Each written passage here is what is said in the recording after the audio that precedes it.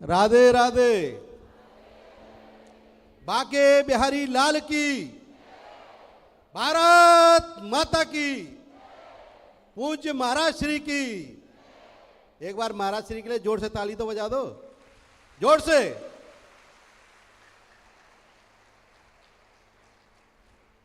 ब्रज की इस पवित्र वसुंधरा में आज हम सब यहां एकत्रित हुए हैं और बड़े सौभाग्य की बात है कि जिन्हें धाम में आने का अवसर मिलता है, और उससे भी बड़ी सौभाग्य की बात होती है जब पूज्य महाराज श्री के श्रीमुख से कथा का रसपान करने का अवसर मिलता है।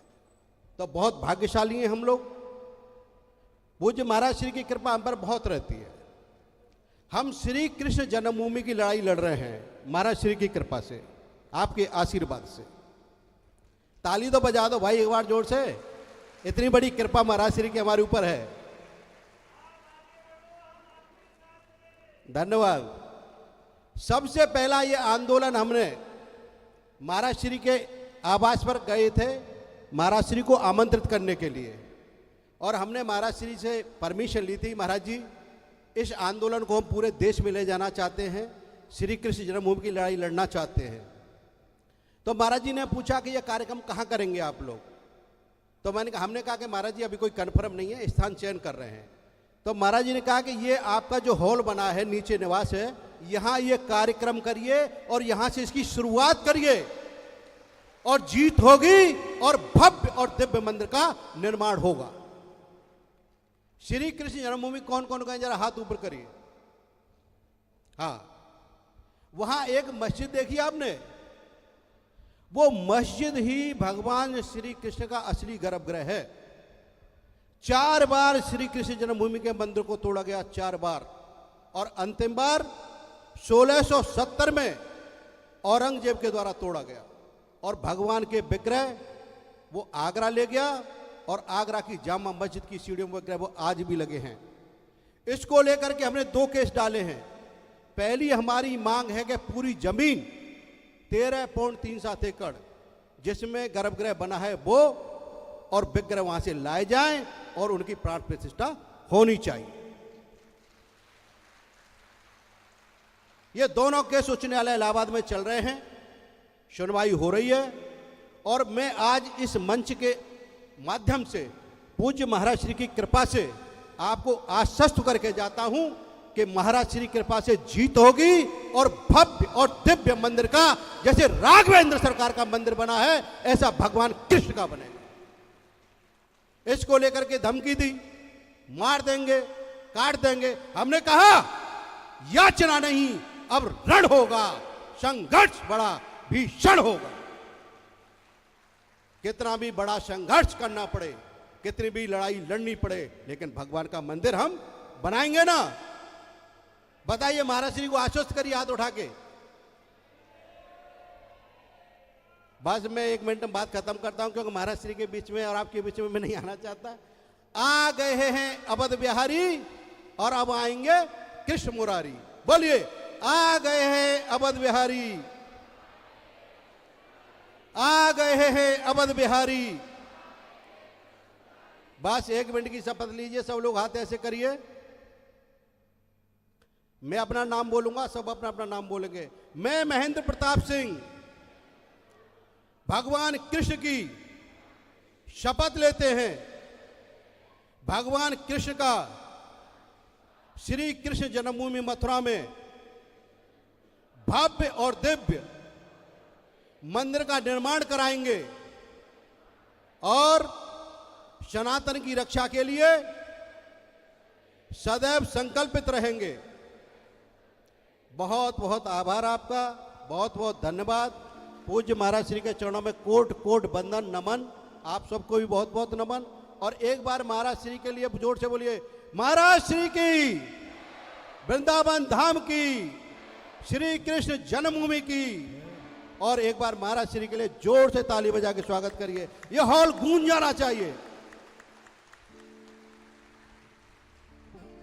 नारद जी महाराज ने जाकर के कंस को समझाया कि तुम धनुर्यज्ञ करो, और उस धनुर्यज्ञ में श्री कृष्ण बलराम को आमंत्रित करो। किस भाव से आमंत्रित करो? पुरस्कृत करने के भाव से आमंत्रित करो। मेले में घूमने के लिए आएंगे, तभी अपने सैनिकों को आज्ञा देकर के उनको मरवा देना। कंस ने नारद जी महाराज की इस बात को माना और श्री अक्रूर जी महाराज को वृंदावन भेजा है। अक्रूर जी महाराज से कहा, जाकर के कृष्ण बलराम को लेकर के आओ। ठाकुर जी गौचारण करके लौट रहे थे। यहां पर एक अक्रूर घाट है, वहीं से श्री अक्रूर जी महाराज जब पहुंचे तो ठाकुर जी निकले ही हैं। अक्रूर जी के मन में स्वयं ये भावना प्रकट हो रही है कि मेरा नाम अक्रूर क्यों रखा है, मैं तो महाक्रूर हूं। क्यों? इन ब्रजवासियों से कृष्ण को दूर करने के लिए आया हूं। अक्रूर जी महाराज का आगमन हुआ। जैसे ही देखा कि वृंदावन की रज में खूब सारी गायों के खुर के चिन्ह बने हैं और उन गायों के खुर चिन्ह के मध्य में ठाकुर जी के मधुर चरणों के चिन्ह भी आच्छादित हैं। आहा, अक्रूर जी महाराज बैठ गए, भगवान के श्री चरणों का दर्शन करने लगे। अच्छा, एक सुंदर भाव बताएं। ठाकुर जी जब गौचारण करते हैं तो एक तरफ सारे गैया चलती हैं, दूसरी तरफ सारे ग्वाला चलते हैं, बीच में अकेले श्याम सुंदर चलते हैं। ठाकुर जी कभी कभी कहते हैं, अरे दूर दूर काय को चल रहे हो, इतकू आओ मेरे संग चलो। तो सब ग्वाल वाल कहे, ना लाला, तू जब चले ना तो तेरे चरणन सो दिव्य दिव्य स्वरूप प्रकट हो, मैं तेरे चरणन के दिव्य दिव्य चिन्ह या व्रज की रज में आच्छादित रह जाएं। हम पास में चलेंगे तो हमारे चरण तेरे चरण चिन्ह पर पड़ जाएंगे और वासों वो चिन्ह अंतर ध्यान रह जाएंगे, तो मन में बड़ो कष्ट होएगा। तू आगे चल, गैया पल्लंगू चलेंगे, हम यहाँ को तेरे चरणन को देखते भय चलेंगे लाला। भगवान के चरण चिन्ह तम गो रजत छुरित कुंतल वद्दवरह, भागवत जी में वर्णन है कि यहाँ गैयाओं की रज भगवान के मुखमंडल पर लग रही है और यहाँ से सब ग्वाल बाल उछलते हुए चल रहे हैं और श्री ठाकुर जी अपने दिव्य चरणों की छाप व्रज की रज में छोड़ते हुए चल रहे हैं। तो कोई भी ग्वाल बाल ठाकुर जी के आसपास नहीं चलते कि कहीं और आसपास चलते भी हैं तो पीछे नहीं चलते कि कहीं ठाकुर जी के चरण चिन्ह पे हमारे पैर नहीं पड़ जाए। अक्रूर जी महाराज ने जब भगवान के चरण चिन्ह देखे तो कहते हैं, अक्रूर जी पैदल नहीं गए, लेट गए और लेटते लेटते ऐसे घूमते घूमते जा रहे हैं उन चरण चिन्हों पर। और तभी आप जैसे ही जहां वो चरण चिन्ह विश्राम हुए वहां पहुंचे, तब क्या देखते हैं, सुंदर गौशाला है और वहां गायों को कृष्ण बलराम दोनों मिलकर के व्यवस्थित कर रहे हैं।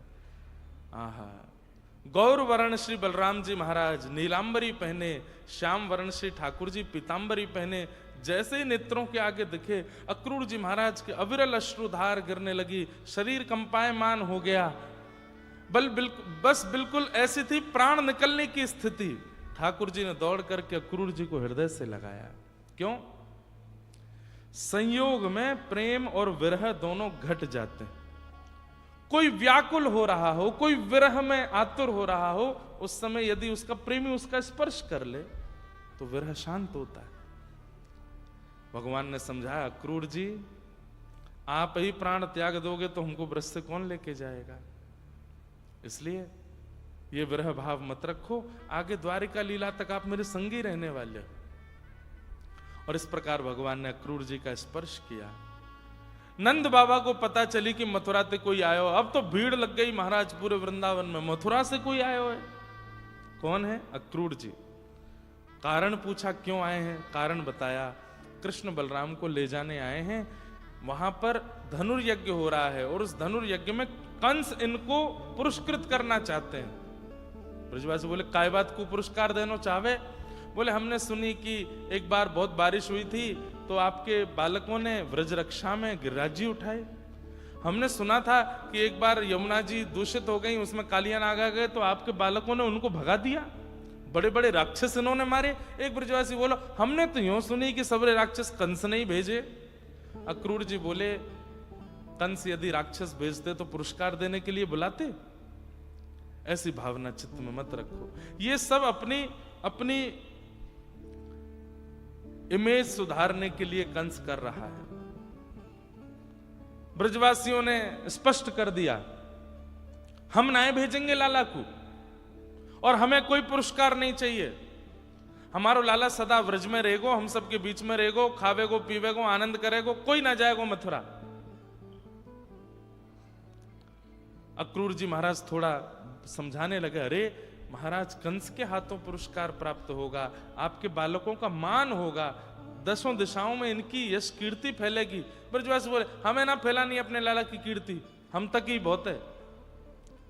ठाकुर जी का मन भारी हो रहा है, ये ब्रजवासी कितना प्रेम करते हैं मुझसे, लेकिन जानो तो पड़ेगो, आगे की लीला तो करनी पड़ेगी। एक प्रसंग आता है कि नारद जी महाराज ठाकुर जी के पास आए और ठाकुर जी से आकर के बोले, जय जय, अब बहुत खा लियो माखन, खूब रचा लियो रास, खूब चरा ली गैया, अब ये जिस काम के लिए आप पृथ्वी पर आए वो पूर्ण कीजिए, पुनः वापस वैकुंठ चलिए। ठाकुर जी बोले, कहा करना है अभी? बोले, कंस को मारना है, जरासंध का उद्धार करना है, रण छोड़ करके द्वारिका की स्थापना, 16,108 विवाह, महाभारत का युद्ध, गीता का ज्ञान, आदि आदि आदि सब बताए।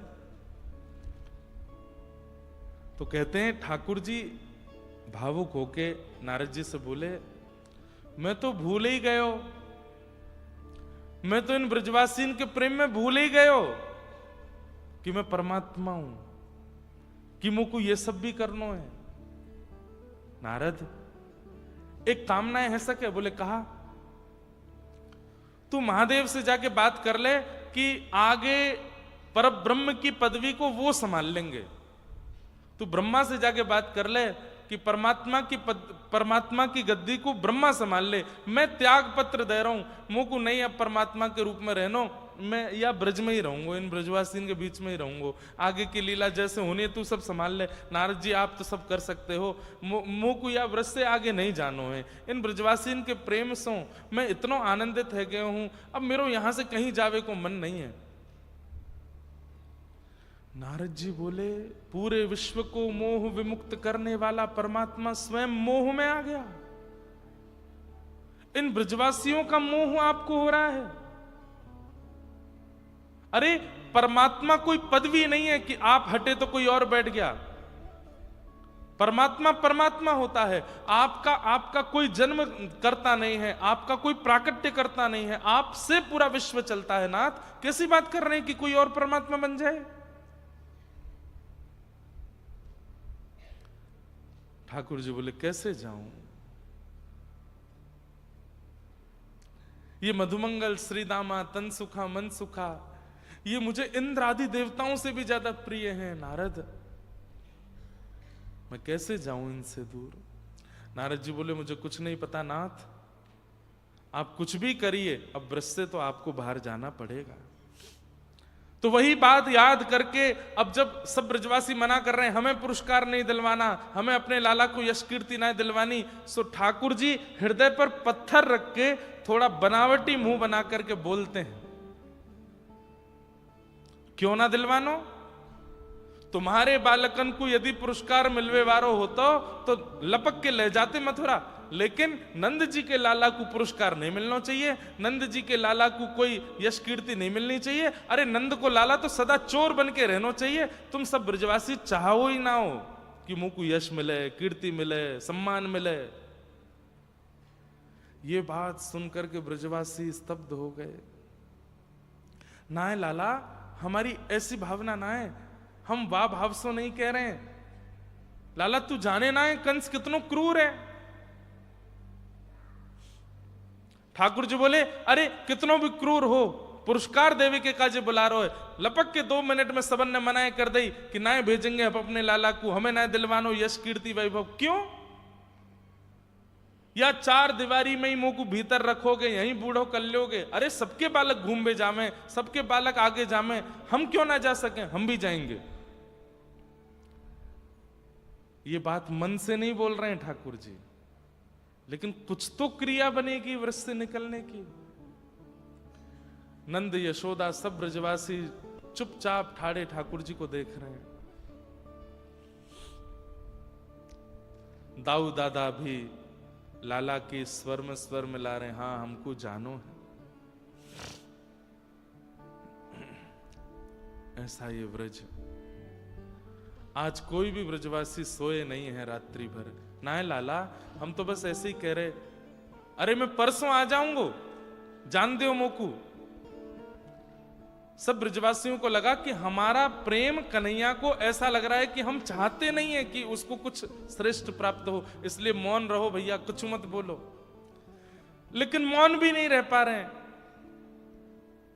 बार बार ठाकुर जी के सामने जा रहे हैं। बोले लाला तू सच में मथुरा जाएगा? बोले हाँ। अरे 6 किलोमीटर दूर है मथुरा यहां से, मैं जाऊंगा, पुरस्कार लूंगा, परसों आ जाऊंगा, इतनी कहां बड़ी बात है गई। ब्रजवासी बोले लाला बड़ी बात तेरे काजे ना है, पर हम सब तो कमल हैं और हमारे काजे तू ही सूर्य है लाला। जब तक सूर्य ना आवे कमल कैसे खिलेगो? हम लोग तो को देखे बिना रह ना सकें, तो लाला एक काम करें। बोले कहा, हम सब ब्रजवासी चलेंगे तेरे संग, मथुरा में तो को पुरस्कार दिलाए कि हम सब तो को ले आएंगे अपने संग। हाँ भाई सबरे राजी हो? सब ब्रजवासी बोले हाँ ये बढ़िया है, सब अपनी बैलगाड़ी में सब सामान रखो, सारे ब्रजवासी चलेंगे लाला के संग। ठाकुर जी फिर घबराए, बोले ये सब गए तो फिर काम नहीं बनेगा, ये मुझे ले ही आएंगे वापस।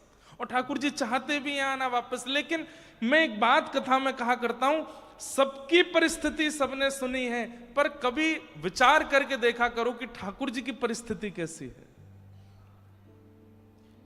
ठाकुर जी की परिस्थिति कैसी है? तुरंत ठाकुर जी खड़े हो गए, नहीं अब मैं बड़ो है गऊ, दाऊ दादा बड़े है गए, कोई नहीं जाएगो, हम अकेले जामेंगे। ब्रजवासी बोले यहां में कौन सी बड़ी बात है लाला? अरे मथुरा बड़ो शहर है, वहां सब लोग घरन में रह में, कोई गोबर वोबर के घरन में ना रहे। मतलब ऐसी बात करनी कि जिससे ब्रजवासियों को थोड़ा बुरा लगे और वो मुझे अकेला जाने दें, जानबूझ के कर रहे हैं।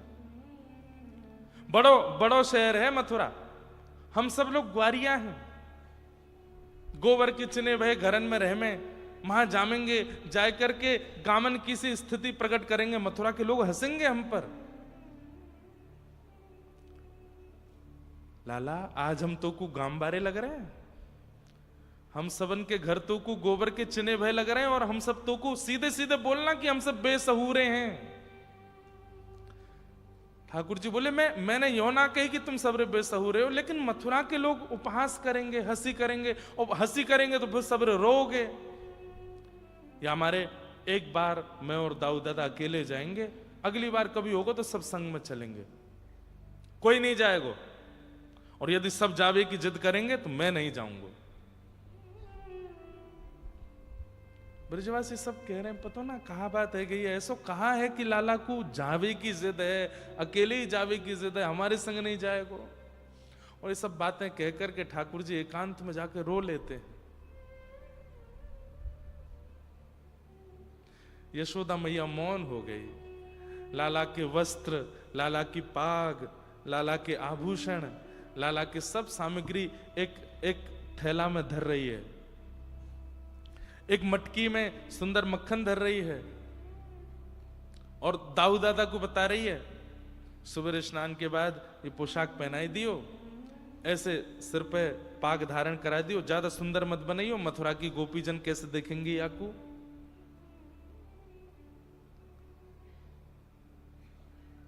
ठाकुर जी देख नहीं पा रहे इस भाव को। नंद भवन की अटारी पर खड़े होकर के पूरे वृंदावन को देख रहे हैं, मानो अपने नेत्रों में बसा रहे हैं, अपने रोम रोम में बसा रहे हैं, और प्रणाम कर रहे हैं वृंदावन को।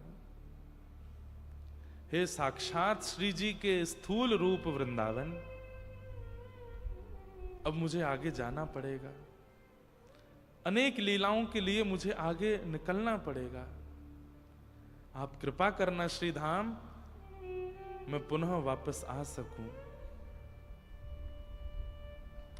एक एक लीला का स्मरण कर रहे हैं, वहां कैसी भाव लीला हुई, वहां कैसी रास लीला हुई, वहां गोपी के घर में कैसी चोरी भई, यहाँ ग्वालन के संग कैसो खेलतो, यहाँ नंदरानी यशोदा मेरे पीछे भागो करती, यहाँ कैसी लीला भई, सब पूरे वृंदावन का दर्शन करके ठाकुर जी सजल नेत्रों से वृंदावन को प्रणाम कर रहे हैं। यशोदा मैया ने आवाज लगाई, लाला चल, रात्रि है गई, सो जा, सुबह जल्दी निकलना है। ठाकुर जी यशोदा मैया के पास ही सोते हैं रात को।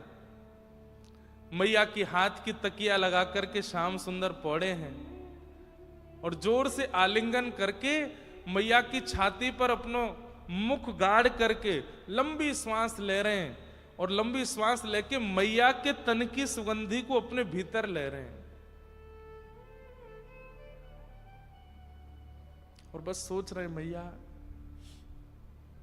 अब नहीं आऊंगा मैं, मैया तू मेरे भीतर बस जा। बोल नहीं रहे हैं। यशोदा मैया के एक एक अंग को स्पर्श कर रहे हैं ठाकुर जी, कोमल हाथों का स्पर्श करते हैं। जाते मैया रोज गाल पकड़े, रोज केश सवारे, रोज ठाकुर जी को स्नान करावे। मैया के मुखमंडल को स्पर्श करें, नेत्र को स्पर्श, नाक को स्पर्श, सारे स्पर्श कर रहे हैं ठाकुर जी। 11 वर्ष 56 दिन के हो गए ठाकुर जी और रात्रि में मैया से कह रहे हैं, मैया मुझको भूख लगी है। अच्छा लाला तेने तो कलू कियो ब्यारू करी। मैया फिर भूख लग रही है। मैया बोली रुक जा कछु लाऊं। नहीं मैया कछु ना, तू पढ़ जा, मुझको दूध पिलाए दे अपनो। मैया बोली है इतना बड़ा है को अब दूध पीवे को। मैया मेरी प्रार्थना मान ले, मुझको दूध पिलाए दे। अरे लाला इतना बड़ो है को अब दूध ना पी के करें ना। मैया ने पिवाए दे। जिद करने लगे ठाकुर जी। यशोदा मैया भी स्वयं को रोक नहीं पाई और ठाकुर जी पयोधर पान कर रहे हैं और रो रहे हैं नेत्रों से। मैया बोली लाला तू रो काई को रो है। मैया तो सो एक दिन भी दूर नहीं रहे हो जब से जन्म भयो, कल जानो पड़ेगो। कैसे रहूंगा मैया तेरे बिना। मैया बोली मैं चलूं तेरे संग। ना ना मैया, कंस बड़ो क्रूर है, वहां को मन पतो ना कैसो है जाए, तू मत चले मैया। लाला देख मैं तेरो अनहित ना चाहूं, तू देख ले, तू भी मत जा। ना मैया अगर नहीं जाऊंगो तो ब्रज के बालकन को उत्थान कैसे होएगो। कल को मैं पुरस्कार लेके आऊंगो, सबरे बालक देखेंगे अरे लाला को पुरस्कार मिलो, तो कल को वे भी अच्छी अच्छी योजना बनाएंगे, वो भी ऐसा कछु करेंगे कि उनको भी पुरस्कार मिले, सबको मनोबल बढ़ेगा। मैया मैं जाऊंगा। मैया ने अंक में भर लिए ठाकुर जी। यशोदा मैया भी रो रही हैं, लाला भी रो रहे हैं।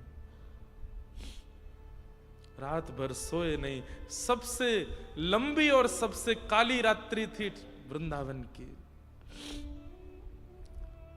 लाखों की तादाद में ब्रजवासी नंद भवन के मुख्य द्वार पर ही बैठे हैं रात्रि भर, कोई अपने घर नहीं गया और सब सूर्य नारायण से प्रार्थना कर रहे हैं, हे सूर्य नारायण आप उदित मत हो, और देर चलने दो, और देर चलने दो इस रात्रि को। क्यों? सुबह होते ही कन्हैया चले जाएंगे। और बंधुओं ये स्थिति तब है जब ब्रजवासियों को पता है कि परसों कन्हैया आ जाएगो, तब ये स्थिति है। इन्हें नहीं पता कि श्री कृष्ण आने वाले नहीं है। एक दिन का वियोग नहीं सह पा रहे हैं ये ब्रजवासी। ब्रज के बिरही लोग बिचारे, ब्रज के बिरही लोग बिचारे, बिन गोपाल ठगे से ठाड़े,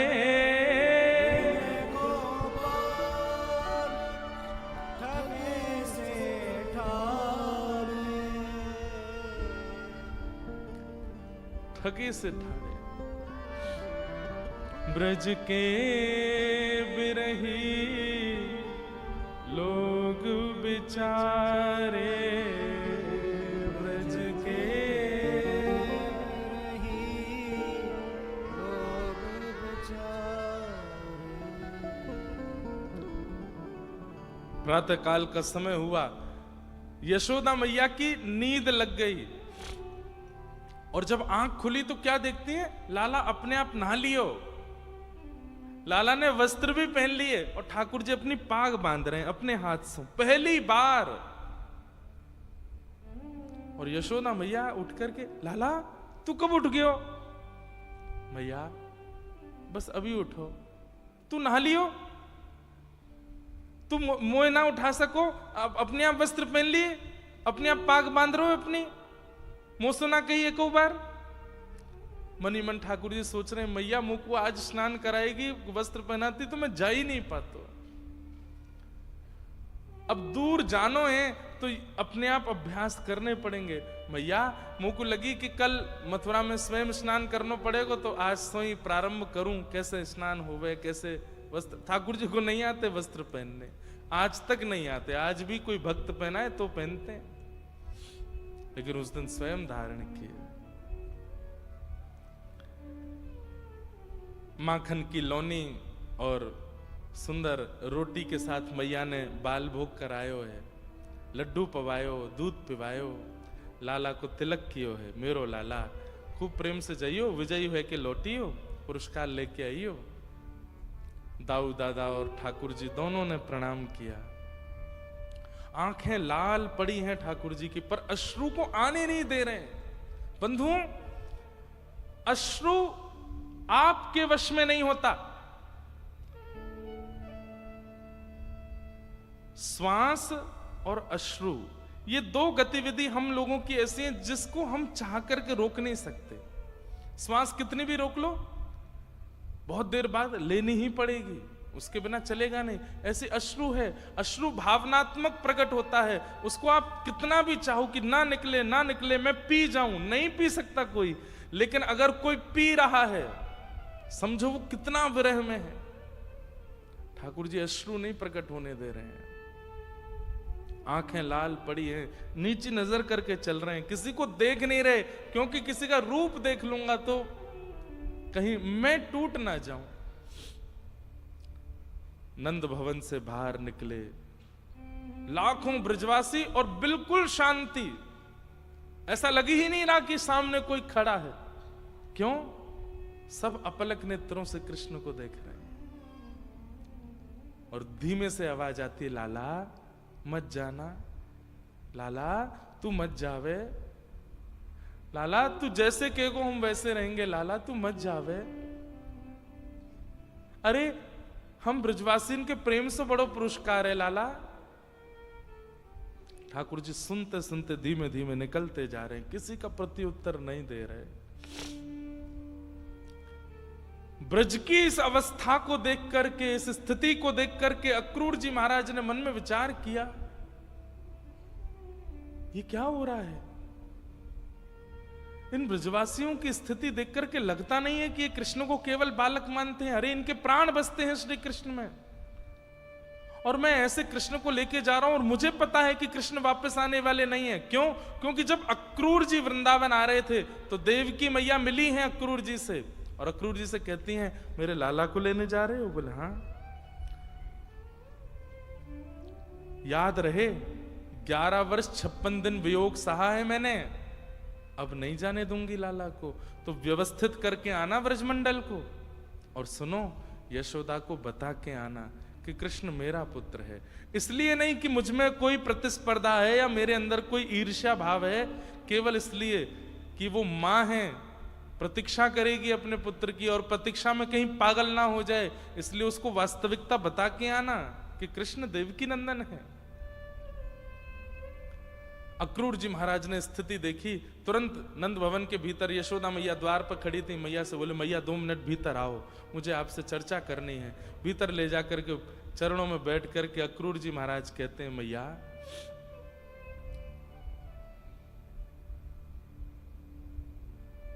कृष्ण आपके पुत्र नहीं है, वसुदेव और देवकी के पुत्र हैं कृष्ण। 11 वर्ष 56 दिन पहले आपने खबर सुनी होगी कि कंस के कारागृह में अष्टभुजी देवी प्रकट हुई थी।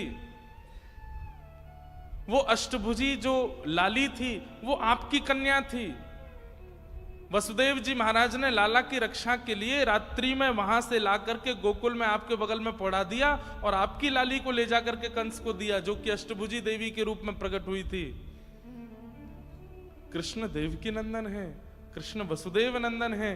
तो मां, मैं केवल इसलिए आया हूं, आप प्रतीक्षा मत करना। कृष्ण संभवतः वापस नहीं आएंगे, वो अपनी मां के पास रहेंगे। अब ये बात कोई मां सुन ले तो क्या स्थिति होगी उसके। यशोदा मैया तो बिल्कुल जैसे मानो रक्त ठंडा पड़ गया हो। अक्रूर जी कह करके तो चले गए, यशोदा मैया को थोड़ी देर तो होश ही नहीं आया, और थोड़ी देर बाद जब होश आया तो उठ करके चल रही हैं, पैर रखती कहीं है, जाता कहीं है, लड़खड़ा रहे हैं, जैसे तैसे बाहर पहुंची। ठाकुर जी रथ में बैठे ही थे, गोपियां सामने लेट गई हैं, हमारे ऊपर से ले जाओ रथ को। ठाकुर जी चिल्ला चिल्ला के बोल रहे हैं, अरे मैं परसों आ जाऊंगा। इतनो रोवे की कहा बात है, इतने विलंब, इतने परेशान है की कहा बात है, मैं आ जाऊंगा परसों। जैसे ही रथ बढ़ा है आगे, यशोदा मैया की आवाज आई। ठाकुर जी देख नहीं रहे हैं पीछे मुड़ करके, बस नेत्र बंद करके बैठ गए हैं। तभी आवाज आई, कन्हैया, लाला। और जैसे ही लाला शब्द, कन्हैया शब्द सुना, समझ गए तो मैया बुला रही है।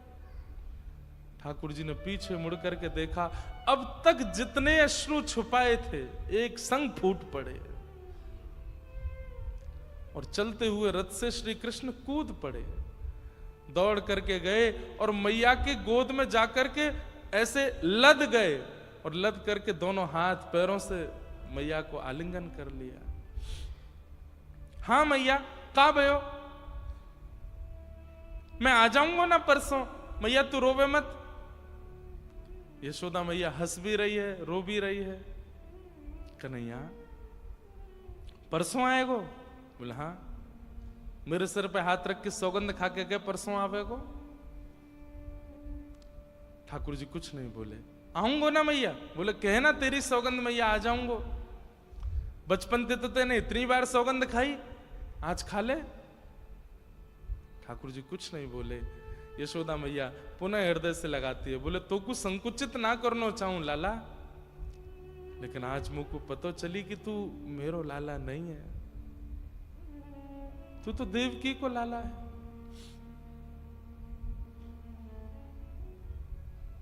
कन्हैया, तू जा मथुरा। अरे वह मैया ने जाने तो कुछ जन्म दियो, वो तेरी प्रतीक्षा कर रही होगी। लेकिन बस मेरी एक बात मान के चलो जा, एक वचन मुंह को दे के चलो जा। ज्यादा ना खबर मिले कि यशोदा मैया मरणासन अवस्था में हैं, और मैया कहूं कि धाई मां कहूं, ठाकुर जी मां को पकड़ ले, मां ऐसे मत बोलो। बोले लाला तू मेरो पुत्र नहीं है, अब तो यही शब्द कहना पड़ेगा। नहीं मां, मैं आपको ही लाला हूं, मैं पूरे विश्व की सौगंध खा के कह रहा हूं, मैं आपको ही लाला हूं मां, ऐसा मत के।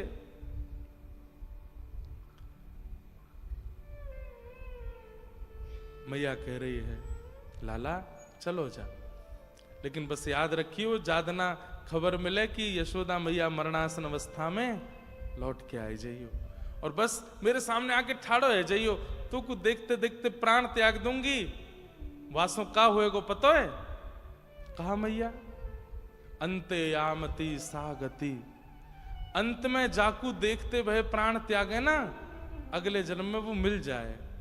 लाला तू या जन्म में तो मेरो पुत्र नहीं बन पाए, तो को देखते वह प्राण त्यागूंगी तो अगले जन्म में तू फिर मेरो लाला बन के आएगो, और जितनी कमी या जन्म में रह गई वो सब पूर्ण करूंगी मैं। खूब प्रेम से जाइयो, अपनो ध्यान रखियो, ज्यादा ऊधम मत करियो। और बस ऐसा कहते कहते यशोदा मैया मूर्छा अवस्था में पहुंच गए।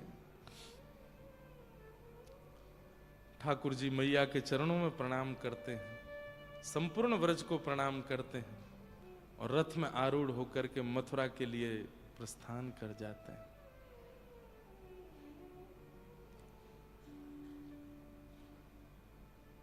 सब ब्रजवासी खड़े खड़े निहार रहे हैं और ठाकुर जी निकल गए। बंधुओं, अब हमारे व्रज साहित्य के अनुसार जैसे ही वृंदावन की सीमा पर पहुंचे हैं तो अक्रूर जी महाराज के मन में आया कि मैं यमुना स्नान कर लूं। और अक्रूर जी श्री यमुना स्नान करने के लिए गए हैं तो ऐसा वर्णन करते हैं कि ठाकुर जी ने वहां 2 रूप प्रकट कर लिए और अपने स्वभावजन्य रूप को तो ठाकुर जी ने व्रजमंडल में बिछा दिया। मतलब कण कण में ठाकुर जी आ गए, कण कण में, वृक्षों में, वल्लरियों में, छोटे छोटे पौधे पत्ते सब के अंदर ठाकुर जी विद्यमान हो गए। ठाकुर जी का स्वभावजन्य रूप पूरे व्रजमंडल में आच्छादित हो गया और ठाकुर जी का प्रभावजन्य रूप आगे की यात्रा पर गया है। और इसका प्रमाण कि जब अक्रूर जी ने स्नान किया तो यमुना जी में ठाकुर जी ने उनको चतुर्भुज रूप में दर्शन भी कराया। प्रभाव जो है ठाकुर जी का, जहां वे सुदर्शन धारण करते हैं, जहां वे हाथ में गदा धारण करते हैं, जहां वे परब्रह्म रूप में रहते हैं, वो प्रभाव अब द्वारिका और मथुरा लीला में आगे गया है। पर ठाकुर जी का जो स्वभाव है, जहां वे प्रेमी बनकर के अपने भगवत तत्व को छुपाते हैं, केवल वेणु धारण करते हैं, प्रेम में वशीभूत होकर के ग्वाल बाल गोपियों के संग आनंद करते हैं, वो रूप ठाकुर जी का वापस वृंदावन में चला गया। और प्रकट रूप में नहीं, अप्रकट रूप में वृक्ष, वल्लरी, रज, कण, यमुना जी सब में विराजमान हो गया। इसलिए ठाकुर जी कहीं भी अनुभव दे देते हैं, किसी वृक्ष में, कभी यमुना जी में, कभी किसी कण में, कभी किसी गली में, कभी कहीं, क्योंकि संपूर्ण व्रजमंडल ही कृष्ण हो गया है। और ठाकुर जी मथुरा के लिए गए।